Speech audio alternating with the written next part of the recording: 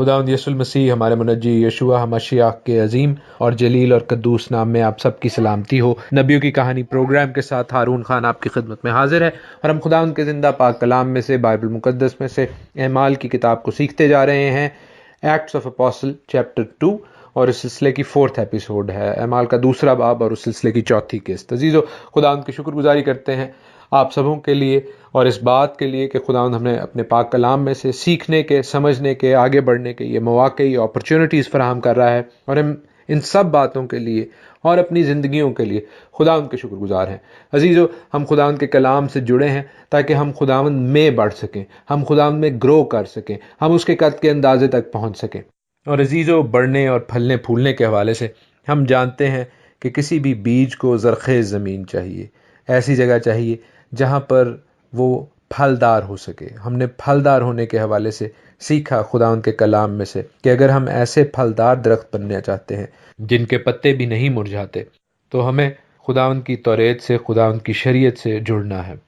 اور اسی کی شریعت پر، یعنی ہمارے خدا کی شریعت پر دن رات ہمارا دھیان رہنا چاہیے۔ ہم نے کلام کے اس حصے میں، دوسرے باب میں، بہت اہم باتوں کو، کانسیپٹس کو، تعلیمات کو سیکھا، خاص طور پر روح القدس کے نزول کے حوالے سے، اس کے بپتسمہ کے حوالے سے ہم نے سیکھا کہ آؤٹ ورڈ سائن جو تھا، جو ظاہری نشان تھا، وہ غیر زبانوں کے حوالے سے تھا۔ اور ہم جانتے ہیں، ہم نے خداوند کے کلام میں سے دیکھا اور سیکھا کہ یہ پاک روح کا جو بپتسمہ ہے، یہ پاک روح کی تاثیر سے، پاک روح کے آپ میں موجود ہونے سے قدرے مختلف ہے۔ پاک روح خداوند کے شاگردوں میں، خداوند کے ان خاص سلیکٹ لوگوں میں پہلے سے موجود تھا۔ اس کے حوالے سے ہم نے یوحنا کی انجیل کے 20ویں باب میں پڑھا اور دیکھا کہ خداوند یسوع مسیح جب جی اٹھے تو انہوں نے اپنے شاگردوں کو پاک روح کہہ کر دیا، پھونک کر دیا۔ لیکن یہاں پر جو قوت کا لباس دوسرے باب میں مل رہا ہے، جس کے بعد ہم غیر زبانوں کا آؤٹ ورڈ سائن دیکھتے ہیں، اوور فلوئنگ دیکھتے ہیں، وہ پاک روح کے بپتسمہ کی خاص ٹرم کے ساتھ ایسوسیٹڈ ہے۔ پھر ہم نے پطرس کے حوالے سے وہ شاندار پروفیسیز، وہ شاندار واعظ کو پڑھنا اور دیکھنا شروع کیا، جس میں وہ یوئیل نبی کے حوالے سے ریفرنس دیتے ہیں کہ اینڈ ٹائمز سٹارٹ ہو گئے ہیں۔ اور آف کورس جس ٹائم سے پطرس نے بات چیت کی، اس وقت سے اب تک قریب 2000 سال کا وقت گزر چکا ہے، اور پطرس کی بنسبت کمپیئر ٹو پیٹر ہم اینڈ ٹائمز کے، آخری ایام کے زیادہ قریب ہیں۔ ہم نے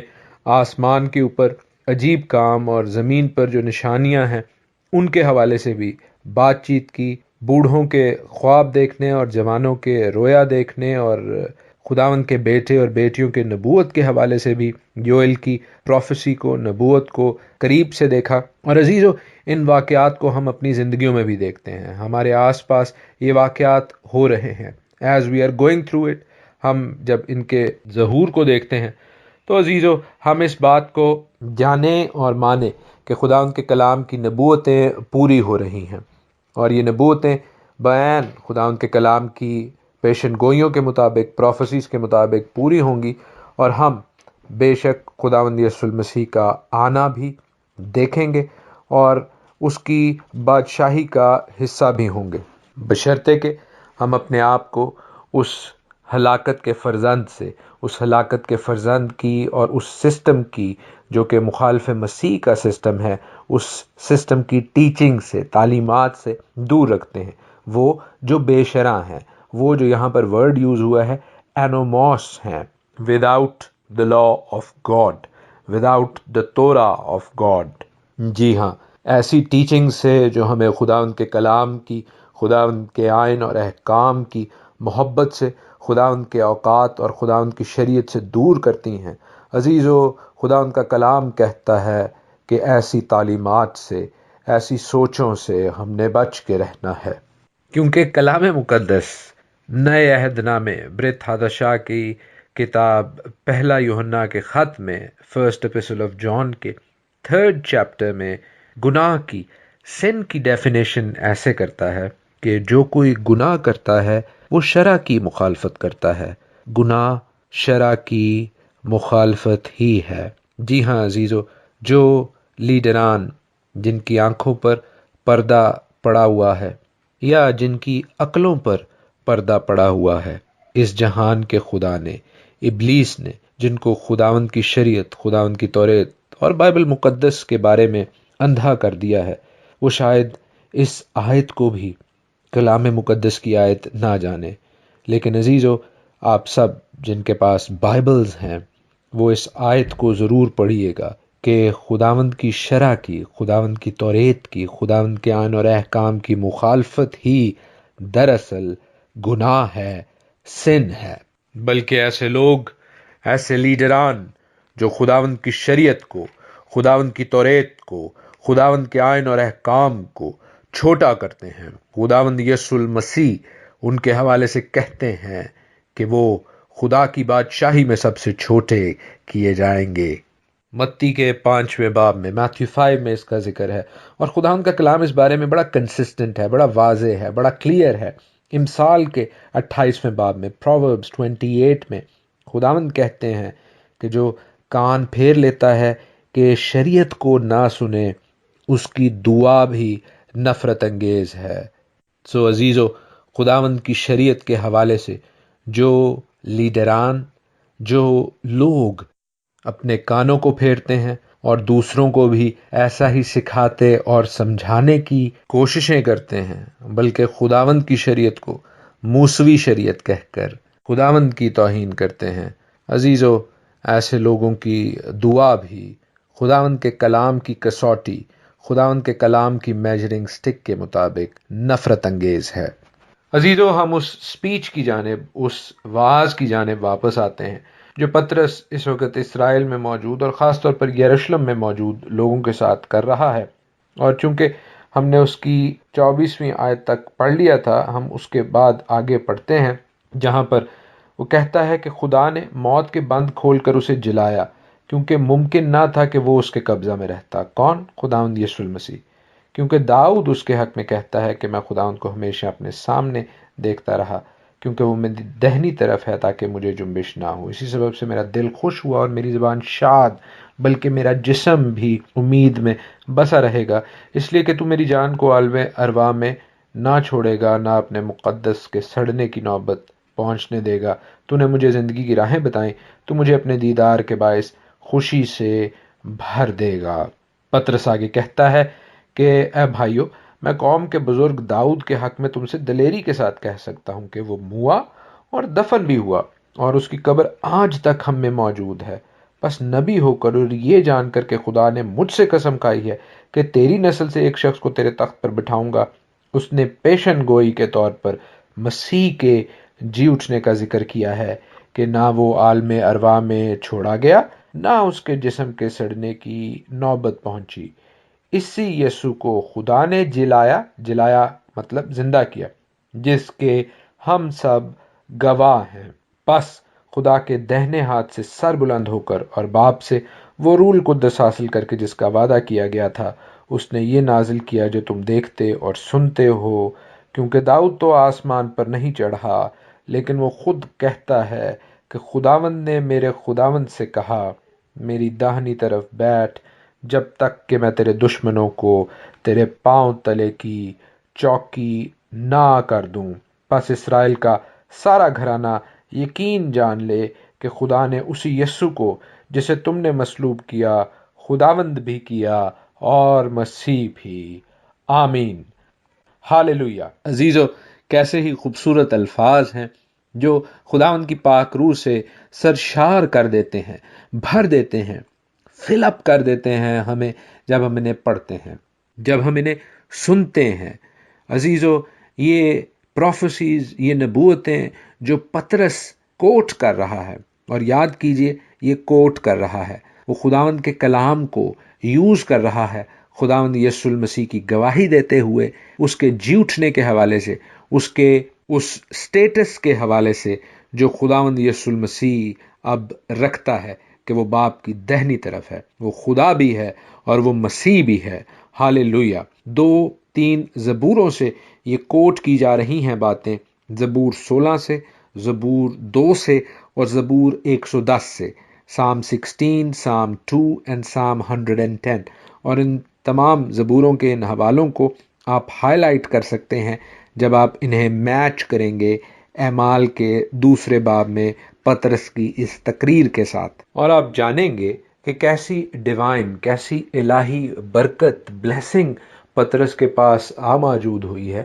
کہ وہ کلام کے ان حصوں کو کوٹ کرتا جا رہا ہے جو کہ وہاں پر موجود بڑے اور چھوٹے لوگوں کے لیے تعجب کا، حیرانگی کا باعث ہوگی کہ یہ مچھیرا کیسے ان زبردست کلام کے حصوں کو کوٹ کر رہا ہے، اور نہ صرف کوٹ کر رہا ہے، ان کو ریلیٹ کر رہا ہے خداوند یسوع المسیح کے جی اٹھنے کے حوالے سے۔ صرف لٹرل ریڈنگ نہیں ہو رہی، جیسے ہم جانتے ہیں عبرانی میں، اور خاص طور پر خداوند کے کلام کو سمجھنے کے لیے PRDS ایک طریقہ کار ہے، جو P سے مطلب ہے پرشات، R سے رمز، D سے درش یا دراش، اور S سے سوڈ، اور ان سارے جو الفاظ ہیں ان کا مطلب ہے کہ آپ ڈیٹیل اسٹڈی کر سکیں۔ پہلا لیول پشات جو ہے اس کا مطلب ہے سمپل، پلین، جو ٹیکسٹ میں لکھا ہے، جو تحریر میں لکھا ہے اس کو نارمل سینس میں، نیچرل سینس میں سمجھنا۔ اور جو نیکسٹ لیول ہے اس کا مطلب ہوتا ہے رمز، یعنی کہ ہنٹ، یعنی کہ جو چھپی ہوئی چیز ہے۔ دراش جو کہ تیسرا لیول ہے، مزید زیادہ ہم گہرے میں جب جاتے ہیں، اس کا مطلب ہے ایک کانسیپٹ کو جوڑنا، یعنی جو آپ نے پلین چیز پڑھی ہے ٹیکسٹ، اس کی جو چھپا ہوا میننگ ہے اس کے ساتھ اس کو جوڑنا، جیسے سرمنز میں کیا جاتا ہے، جیسے بیبلیکل رائٹرز، جیسے کہ ہم جو کلام کو آپ کو سکھاتے ہیں، مختلف کلام کے حصوں کو کوٹ کر کے ان کا ڈیپر میننگ سمجھا کے ان کو آپس میں لنک کر کے آپ کو بتانے کی کوشش کرتے ہیں۔ اور آخری جو لیول ہے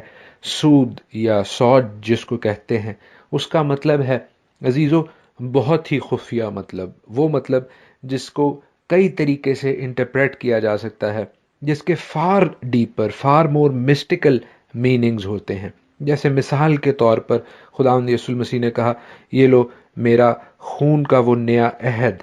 تو وہ اپنا خون لٹرلی تو وہاں پر انہیں نہیں دے رہا، لیکن ہم جانتے ہیں کہ وہ اپنی قربانی کے حوالے سے بتا رہا ہے۔ لیکن کیا اس بات کا اس سے بھی زیادہ کوئی گہرا مطلب ہے؟ وہ گہرا مطلب، وہ خفیہ مطلب جو شاید ابھی تک ڈسکور بھی نہ کیا جا سکا ہو، that is called the fourth level, the sod level. تو پطرس ہمیں یہاں پر پہلے 3 لیولز میں بڑی آسانی سے موو اراؤنڈ کرتے ہوئے دکھائی دیتے ہیں کہ وہ لٹرل میننگ آف ٹیکسٹ جو ہے، جو زبوروں کا ٹیکسٹ ہے، وہ بھی کوٹ کر رہے ہیں، پھر ان کے اندر چھپا ہوا مطلب یسوع المسیح کے ساتھ جوڑ رہے ہیں اور اس کو سکھا رہے ہیں، سمجھا رہے ہیں، یعنی دراش کر رہے ہیں، تھرڈ لیول تک وہ جا کر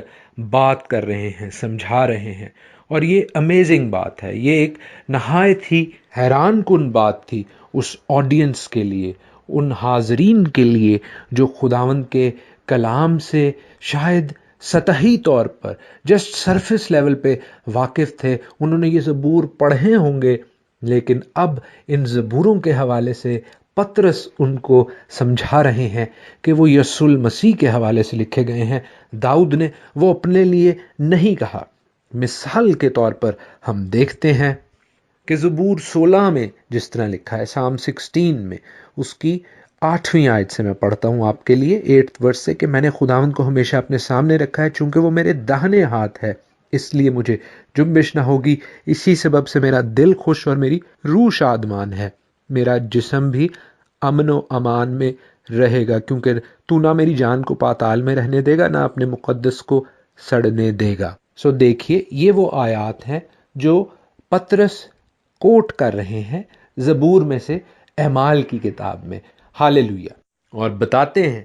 کہ داؤد کی تو قبر بھی موجود ہے۔ جب ہم اسرائیل گئے کچھ سال پہلے تو ہم نے داؤد بادشاہ کی قبر دیکھی، جہاں داؤد بادشاہ جیسا عظیم پرستار، عظیم بادشاہ دفن تھا۔ عزیزو، پھر اس کے بعد ہم نے یسوع المسیح کی قبر بھی دیکھی جو خالی تھی، جہاں سے میرا اور آپ کا منجی زندہ ہو کے جی اٹھا، جس نے موت اور قبر پر فتح پائی، جس نے میری خاطر، آپ کی خاطر موت کو اور قبر کو شکست دی، تاکہ ہم بھی فتح مند یسوع کی طرح فتح مندی میں زندگی میں امید رکھیں کہ جیسے میرا اور آپ کا منجی قبر میں سے موت پر شکست دینے والوں میں سے پہلوٹا ٹھہرا، پہلا پھل ٹھہرا، چونکہ وہ جی اٹھا ہے، اس لیے میں اور آپ بھی جی اٹھیں گے۔ کیونکہ عزیزو، جیسے پہلے آدم میں سب مرتے ہیں، ویسے ہی دوسرے آدم میں، مسیح میں سب زندہ کیے جائیں گے۔ پہلا پھل مسیح تھا، اس کا جسم فنا کی حالت میں بویا گیا مگر بقا کی حالت میں جی اٹھا، کمزوری اور مار کوٹ کے ساتھ بویا گیا مگر قوت کی حالت میں جی اٹھا۔ عزیزو، ہم بھی قوت کی حالت میں، ہم بھی جلال کی حالت میں، ہم بھی آسمانی جسم میں جی اٹھیں گے، روحانی جسم میں جی اٹھیں گے، کیونکہ کلام کہتا ہے ضرور ہے کہ یہ فانی جسم بقا کا جامہ پہنے اور یہ مرنے والا جسم حیات ابدی کا جامہ پہنے۔ اور جب یہ فانی جسم بقا کا جامہ پہن چکے گا اور مرنے والا جسم حیات ابدی کا جامہ پہن چکے گا تو وہ قول پورا ہوگا جو لکھا ہے کہ موت فتح کا لقمہ ہو گئی۔ عزیزو، ہم خداوند کی شکر گزاری کرتے ہیں آج خداوند کے اس فضل کے لیے، اس پاک کلام کے لیے۔ کل ہم ان آیات کو بھی دیکھیں گے جو زبور 2 میں سے، سام 2 میں سے پطرس کوٹ کر رہے ہیں، سام 110 کے حوالے سے بھی، زبور 110 کے حوالے سے بھی برکت پائیں گے۔ خداوند آپ سب کے ساتھ ہو، آمین۔